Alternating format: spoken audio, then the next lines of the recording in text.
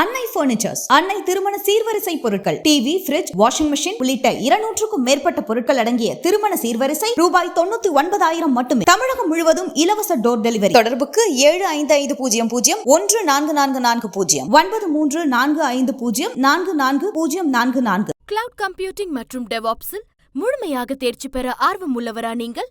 இந்தியாவிலேயே முதல் முறையாக இகாஸ் கிளவுட் 1-to-1 மற்றும் குழு முறையிலும் அனுபவம் மிக்க பயிற்சியாளர்களால் ஆன்லைன் வழியாக வகுப்புகளை வழங்குகிறது. தினசரி மற்றும் வாராந்திர பயிற்சி வகுப்புகள் மூலம் கிளவுட் மற்றும் டெவாப்ஸ் சான்றிதழ்களை பெறலாம். மேலும் தொடர்பு கொள்ள www.ecoscloud.com என்ற இணையதளத்தில் பார்வையிடுங்கள். நீதி வழங்கும் போது அண்ணன், தம்பி, சொந்தம், பந்தம், பணக்கார, ஏழை எதையுமே பார்க்க கூடாதுடா. நாயத்தை மட்டும் தான் சொல்லணும். அனைவருக்கும் வணக்கம். நிதியமைச்சர் நிர்மலா சீதாராமன் அவர்களை நாம் தமிழர் கட்சியுடைய தலைமை உறுப்பினர் சீமான் அவர்கள் சந்தித்தார் என்கிற செய்தி அரசியல் வட்டாரத்தில் பரபரப்பை ஏற்படுத்துகிறது. தேர்தலுக்கு ஓராண்டு இருக்கும் சூழ்நிலையில் ஒவ்வொரு அரசியல் கட்சிகளும் ஒவ்வொரு நாளும் வரக்கூடிய செய்திகளை எதிர்பார்த்து காத்து கொண்டிருக்கிறது ஒட்டுமொத்தமான ஊடகங்கள். அப்படி இன்றைக்கு காலை தொடங்கி பிரேக்கிங் நியூஸ் ஆரம்பித்தது. மத்திய நிதியமைச்சர் நிர்மலா சீதாராமனை சீமான் அவர்கள் சந்தித்தார்.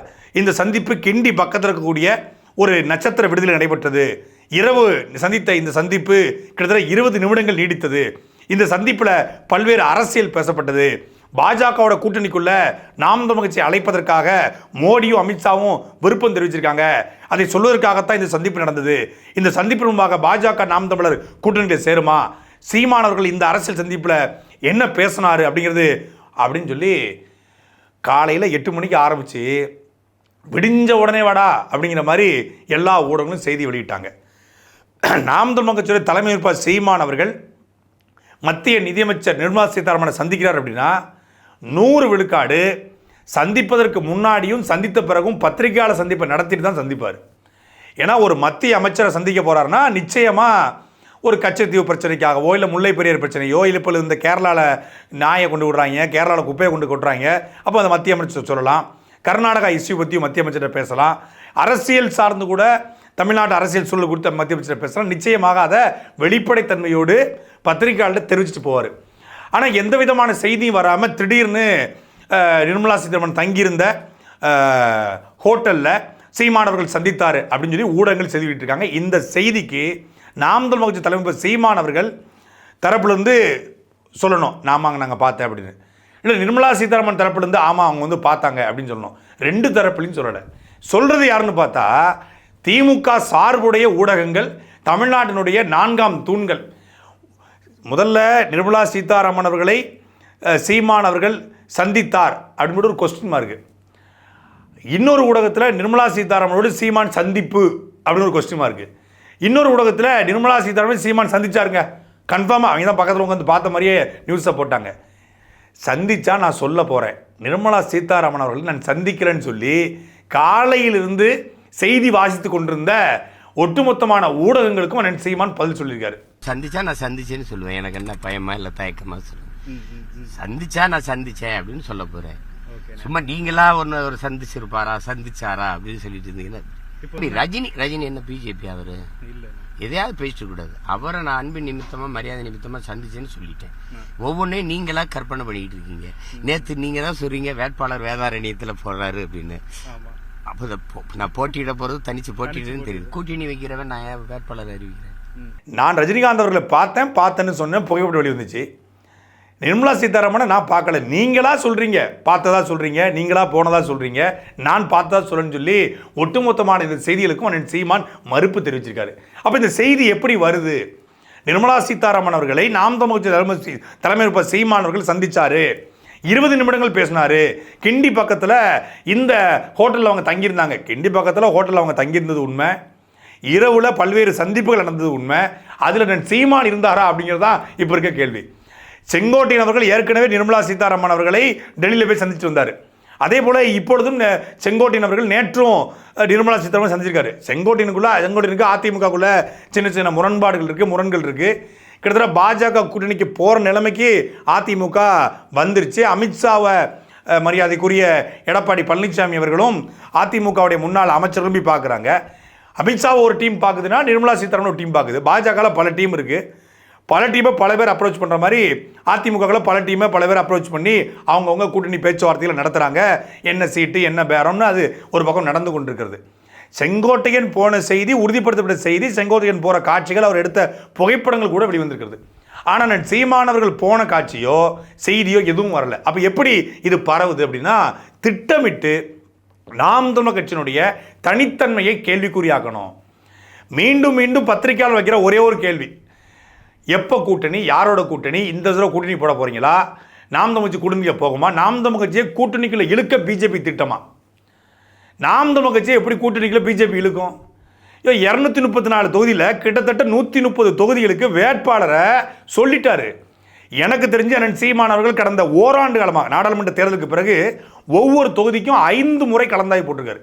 234 தொகுதிக்கும் 5 முறை கலந்தாய் போட்டு இந்த தொகுதியில் யார் வேட்பாளராக நிற்க போகிறாங்க, எந்த சமூக பின்னணி கொண்டவங்க வேட்பாளர் நிப்பாட்ட போகிறோம், ஆனா பெண்ணா 80 வரைக்கும் உறுதிப்படுத்திட்டாரு. 234 தொகுதிக்கும் வேட்பாளரை உறுதிப்படுத்துகிற ஒருத்தர் எப்படி கூட்டணிக்கு போவார்? அதாவது வாய்க்கு வந்தபடியெல்லாம் பேசப்படாது, எதா இருந்தாலும் நியாயமா பேசணுமா இல்லையா? ஒரு கட்சி கூட்டணிக்கு போகுது அப்படின்னா, கூட்டணி பேச்சுவார்த்தையில் ஈடுபட போகுது அப்படின்னா, இல்லை கூட்டணிக்கு போகிறதுக்கு விருப்பம் தெரிவிக்குது அப்படின்னா வேட்பாளரை வெளிப்படையாக அறிவிக்குமா?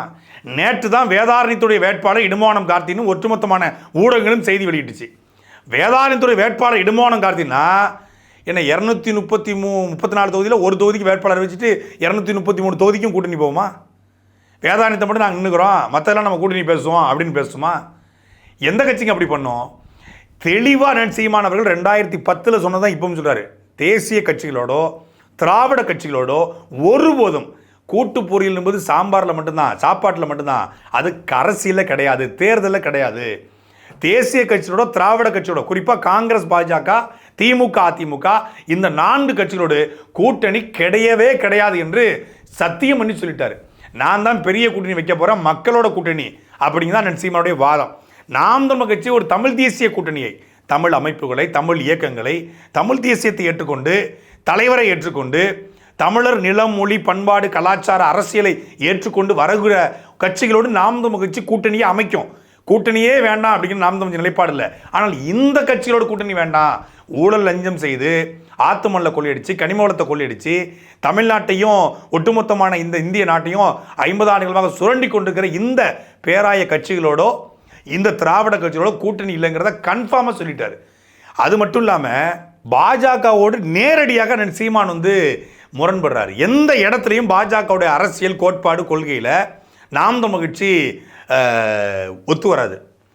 வருகிற 13ஆம் தேதி வக்ஃப் வாரிய சட்ட மசோதாவுக்கு எதிரான போராட்டத்தை தமிழ்நாட்டில் ஒரு அரசியல் கட்சி முறையாக முன்னெடுக்குது. இப்போ இந்த மாதிரி ஆர்ப்பாட்டம்னா தெருவில் போய் நின்றுக்கிட்டு அது எந்த சரத்தில் வக்ஃப் வாரியத்துக்கு எதிராக பாஜக கொண்டு வந்திருக்கிறது, அது அந்த சரத்தில் கொண்டு வந்திருக்காங்க. எந்த சரத்தில் இருக்கோ அந்த சரத்துக்கு இருக்குது. இஸ்லாமியருக்கு எதிராக இருப்பதனால அப்படி போட்ட போராட்டம் கிடையாது.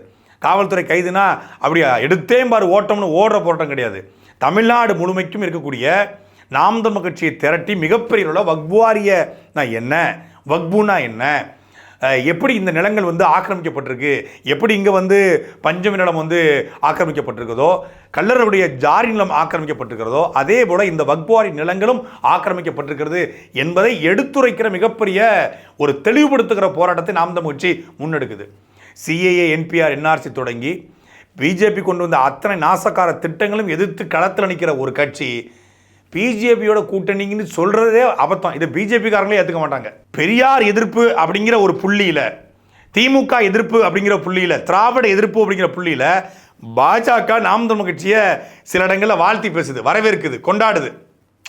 ஏன்னா பிஜேபி திராவிடத்தை, இந்த பெரியாரை, இதை பிஜேபி எதிர்க்குது. ஆனால் அதை எதிர்ப்பதற்கான காரணம் வேறு, நாம் தமிழ் எதிர்ப்புக்கான காரணம் வேறு. நாம் தமிழ் நிலம், மொழி, பண்பாடு, கலாச்சாரத்தை நாசமாக்கிய திராவிட ஈவேரா கும்பலை எதிர்க்கிறது.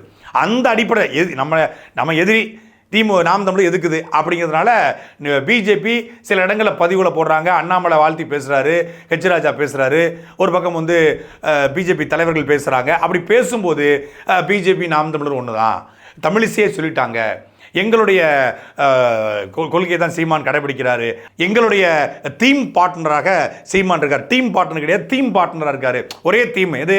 திராவிட எதிர்ப்பு தீம் அப்படிங்கிற மாதிரி அவங்கெல்லாம் சொன்னதை வச்சுக்கிட்டு நாம் தமிழர் கட்சி பிஜேபி கூட போகுதுன்னு ஊடகங்கள் கிளப்பதை ஒழிய இதுவரைக்கும் அண்ணன் சீமான் அவர்களும் நாம் தமிழர் கட்சியும் மிக தெளிவாக இருக்கிறது. பாரதிய ஜனதா கட்சி என்பது அது மானுட குலத்தின் எழுதி மனித குலத்தின் எதிரி என்பதில் எந்த மாற்று கருத்தும் நாம் தமிழர் கட்சி கிடையாது. ஆனால் தமிழ்நாட்டில் இந்த திராவிட கட்சியை வீழ்த்த வேண்டும், திமுகவை வீழ்த்தணும், திமுகவை அழித்தொழிக்கணும் அப்படிங்கிற நிலைப்பாட்டிலையும் நாம் தமிழர் கட்சி உறுதியாக இருக்குது. இந்த உறுதித்தன்மையில் பிஜேபி திமுக ரெண்டையுமே நாம் தமிழர் கட்சி ஒரே தராசில் தான் வச்சு பார்க்கறதே ஒழிய பிஜேபி வந்து மைல்டு அட்டாக்கு, திராவிடம் வந்து ஸ்ட்ராங் அட்டாக் அப்படிலாம் ரெண்டும் ஒன்று தான்.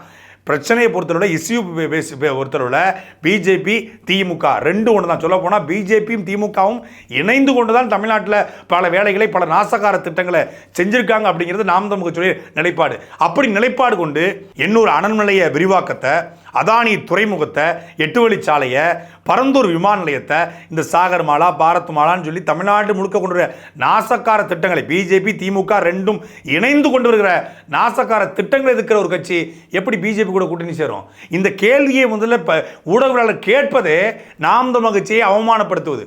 பிஜேபி கூட சேர போறீங்களா? நிர்மலா சீதாராமனை சந்திச்சிங்களா? இந்த சந்திப்பில் என்ன பேசுனீங்க? சந்திக்கவே இல்லைன்னு அவர் சொன்ன பிறகும் சந்திப்பில் என்ன பேசினாங்கன்னு 20 நிமிஷம் சந்திச்சாங்கன்னு ஒருத்தன் போட்டான் பாருங்க. மத்திய நிதியமைச்சர் நிர்மலா சீதாராமனுடன் நாம் தமிழர் கட்சியினுடைய தலைமை ஒருங்கிணைப்பாளர் சீமான் ஏறக்குறைய ஒரு 20 நிமிடங்களுக்கு மேலாக சென்னை கிண்டியில் இருக்கக்கூடிய தனியார் நட்சத்திர விடுதியில் சந்திப்பினை மேற்கொண்டிருக்கின்றார். இந்த மாதிரி எல்லாம் பேச சொல்லி யாரா சொல்லி கொடுக்குறா? மூளை என்ன முதுகுலயே வச்சிருக்க? ரஜினிகாந்தை இவங்க சந்திப்பாங்க. ஒவ்வொரு நிகழ்வுலையும் ரஜினிகாந்த் அழைப்பாங்க. ரஜினிகாந்த் அழைச்சி தான் எல்லா நிகழ்வையும் திமுக முன்னெடுக்கும். ஆனால் ரஜினிகாந்த் திமுக நிகழ்வுக்கு வந்தால் அவர் வந்து பிஜேபி ஆதரவாளர் இருக்க மாட்டார், அவர் சங்கியாக இருக்க மாட்டார், அவர் ஆர்எஸ்எஸ் ஆளாக இருக்க மாட்டார், அவர் வலதுசாரியாக இருக்க மாட்டார். ஆனால் அதே ரஜினிகாந்தோட சீமான் சந்திச்சா ரஜினிகாந்த் எப்படி சீமான் சந்திக்கலாம்? ரஜினிகாந்த் வந்து எப்படி சீமான் வீட்டுக்கு ரஜினிகாந்த் வீட்டுக்கு எப்படி சீமான் போகலாம்? சீமான் சங்கி, சீமான் பாஜக கூட போகிறாரு. ரஜினிகாந்தை சந்தித்து ரஜினிகாந்த் மோடிகிட்ட பேசி பிஜேபி கூட்டணியில் போகிறதுக்காகத்தான் இந்த வேலையை பார்த்துருக்காங்க. ரஜினிகாந்த் சீமான் சந்தித்த பிறகு தான் பெரியார் எதிர்க்கிறாரு, அதனால் ரஜினிகாந்த் சொல்லித்தான் சீமான் பெரியார் எதிர்த்தாரு அப்படின்னு உருட்டினாங்க. நிர்மலா சீதாராமனை கனிமொழி போய் பார்க்கும், நிர்மலா சீதாராமனை துரைமுருகன் போய் பார்ப்பாப்ல, நிர்மலா சீதாராமனை கதிரானந்த் போய் பார்ப்பாப்ல, நிர்மலா சீதாராமனை KN நேரு பார்ப்பாப்ல, நிர்மலா சீதாராமனை ஆராசா போய் பார்ப்பாரு, நிர்மலா சீதாராமனை ஸ்டாலின் போய் பார்ப்பாரு. ஆனால் அதே நிர்மலா சீதாராமனை அண்ணன் சீமான் பார்க்கல. பார்த்ததாக வரக்கூடிய செய்திகளை வைத்துக்கொண்டே பார்த்தீங்களா சீமான் சங்கி, பிஜேபி தான் இயக்குது, நிர்மலா மாமியை பார்த்த சீமான் இப்போ தெரிஞ்சிருச்சா, இப்போ குட்டு வெளுத்துருச்சா? நீங்கள்லாம் பார்த்தா அது ஆரோக்கியமான அரசியல். அதே அண்ணன் சீமான் பார்த்ததாக சொன்னாலே அது சங்கி அரசியல். எப்படா? அண்ணாமலையும் சீமானும் சந்திச்சுக்கிட்டாங்க, அண்ணாமலை சீமானும் வானதி சீனிவாசன் சந்திச்சுக்கிட்டாங்க, சீமானும் பொன் ராதாகிருஷ்ணன் சந்திச்சுக்கிட்டாங்க. ஏதோ பட்டிமன்றத்தில் உட்காந்து ஒரு டீ காப்பி குடிக்கிற மாதிரி ஒரு ஃபோட்டோ, அந்த ஃபோட்டோ வச்சே உருட்டுன்னு உருட்டாங்க. பொன் ராதாகிருஷ்ணன் அண்ணன் சீமான் பேசுகிற மாதிரி, நெப்போலியனும் அண்ணன் சீமான் பேசுகிற மாதிரி. அப்புறம் ஏதோ மும்பையில் வந்து காங்கிரஸ் கட்சியை வீழ்த்துவதற்காக நாம் தமிழ் நிலைப்பாடு எடுத்து காங்கிரஸ் நிற்கிற எல்லா தொகுதியிலையும் நாம் தமிழ் பிரச்சாரம் பண்ணிச்சு. அந்த அடிப்பில் மும்பையில் கேப்டன் தமிழ்ச்செல்வன், அது பாஜகவில் இருந்தாலும் கூட தமிழ் மக்களுக்கான உதவிகளை செய்யக்கூடிய ஒரு சட்டமன்ற உறுப்பினர், தமிழருக்கு நிறைய நல்லது பண்ணியிருக்காரு. அப்படிப்பட்ட ஒருத்தருக்கு நாம் தமிழ் கட்சி மேடையில் காங்கிரஸுக்கு எதிர்த்து அன்றைக்கு பிரச்சாரம் பார்த்தீங்க. மும்பையில் கேப்டன் தமிழ்ச்செல்வனை பிஜேபிக்கு ஆதரவு எடுத்து போன சீமான், சங்கி சீமான் அப்படின்னு இன்றைக்கு வரைக்கும் ஒரு புகைப்படத்தை வச்சு உருட்டிட்டு இருக்காங்க. பொன்றார் கூட எடுத்த ஃபோட்டோ, வானதி சீனிவாசன் இவங்களாம் இருக்கக்கூடிய ஒரு ஃபோட்டோ. அண்ணாமலை வந்து ஒரு கல்யாணத்தில் வந்து கையை பிடிச்சிட்டு அண்ணா பி ஸ்ட்ராங்னா அப்படின்ட்டு போனார். அதை வச்சுக்கிட்டு ஒரு அரை நாள் உருட்டிக்கிட்டு இருந்தாங்க. அப்புறம் ஒரு புத்தக வீட்டில் போயிட்டு அண்ணன் சீமானும் அண்ணாமலையும் கட்டி பிடிச்சாங்க. அது அண்ணாமலையுடைய இயல்பு. சாதாரணமாக எல்லாரும் பார்த்தா அவர் பேசக்கூடிய தலைவர் தான். உதயநிதி ஸ்டாலின் கூட பேசிக்கிட்டு இருந்தாப்புல. நான் கூட ஒரு வானூர்தியில் போகும்போது என்ன சகோதரா எப்படி இருக்குன்னு சொல்லி சாதாரணமாக இயல்பாக பேசினாப்புல அண்ணாமலை. அதனுடைய பண்பு. அதே போல் சீமான் அவர்களும் யாரை பார்த்தாலும் எளிமையாக பழகக்கூடிய ஒரு தலைவர். அதனால் இயல்பாக 2 பேரும் கட்டி பிடிச்சிட்டாங்க. இதை ஒரு செய்தியாக மாற்றினாங்க. பார்த்தீங்களா, பாச பறவைகள் அண்ணன் தம்பிகள் எப்படி இணைறாங்க பார்த்தீங்களா, ஒரு கூட்டு பறவைகள் அப்படின்னு கிளப்புனாங்க. இப்படி தனி மனித நட்பையும் தனி மனித அன்பையும் அரசியலாக மாற்றக்கூடிய இந்த கும்பல், அவர்கள் சந்தித்தால் அரசியல், நாம் தமிழர் சந்திச்சா அது கூட்டணி, அது வியூகம், அது திமுகவை வீழ்த்துறதுக்காக ஒன்று சேர்றாங்க அப்படின்னு கிளப்புறது. இப்போது முழுக்க தெரிகிறது, பாரதிய ஜனதா கட்சி ஒரு நிலைப்பாடு எடுத்து பல கட்சிகளை கூட்டணிக்கு அழைக்கலாம். நாம் தமிழர் கட்சி அழைக்கலாம், அதிமுக அழைக்கலாம், பாமக அழைக்கலாம், ஏன் விசிகா கூட அழைக்கலாம். ஆனால் நாம் தமிழர் கட்சி அங்கே போகுதா? அதிமுக வந்தால் நாம் தமிழர் கட்சி கூட்டணிக்கு அழைக்குது, நாம் தமிழர் கட்சி வந்து கூட்டணிக்கு வரணும்னு சொல்லி மாவட்ட செயலாளர்கள் தீர்மானம் போட்டு எடப்பாடி பழனிசாமிக்கு அனுப்புனாங்க. பல வானூர்தி நிலையங்களில் போகும்போது முன்னாள் அமைச்சர்கள் இந்நாள் சட்டமன்ற உறுப்பினர்கள் அண்ணன் சொல்லுங்கள் 26 சேர்ந்து நிற்போம், திமுகவை அடிப்போம் சொல்லத்தான் செய்கிறாங்க. ஆனால் நாம் தமிழர் கட்சி தெளிவாக இருக்காரு, சீமான் தெளிவாக இருக்காரு. தற்காலிக வெற்றிக்காக நிரந்தர தோல்வி அடைய நான் விரும்பலை. ஒருவேளை நாம் தமிழர் கட்சி இந்த முறை கூட்டணிக்கு போனால், எந்த கட்சியோட கூட்டணிக்கு போனாலும் அண்ணன் சீமான் எளிதாக வெல்வார். ஒரு 20-30 எம்எல்ஏ சாதாரணமாக கிடைக்கும், அடித்து போயிடலாம். ஆனால் அதுக்கப்புறம் நாம் தமிழர் கட்சி சஸ்டெயின் பண்ணுவோமா, நாம் தமிழர் கட்சி இருக்குமா? விஜயகாந்துக்கு என்ன நிலைமை ஏற்பட்டுச்சு, மதிமுகவுக்கு என்ன நிலைமை ஏற்பட்டுச்சு, விசிகாவுக்கு என்ன நிலைமை ஏற்பட்டிருக்கு, பாமக என்ன நிலைமை ஏற்பட்டிருக்கு, எல்லாத்தையும் பார்த்து அந்த அனுபவத்தில் பாடம் படித்தான் நாம் தமிழர் கட்சி உருவாயிருக்கு. இல்லைங்க, இந்த தேர்தலில் நாம் தமிழர் கட்சி தோத்துச்சுன்னா எதிர்காலமே இல்லை. அப்படிலாம் ஒன்றுமே இல்லையே.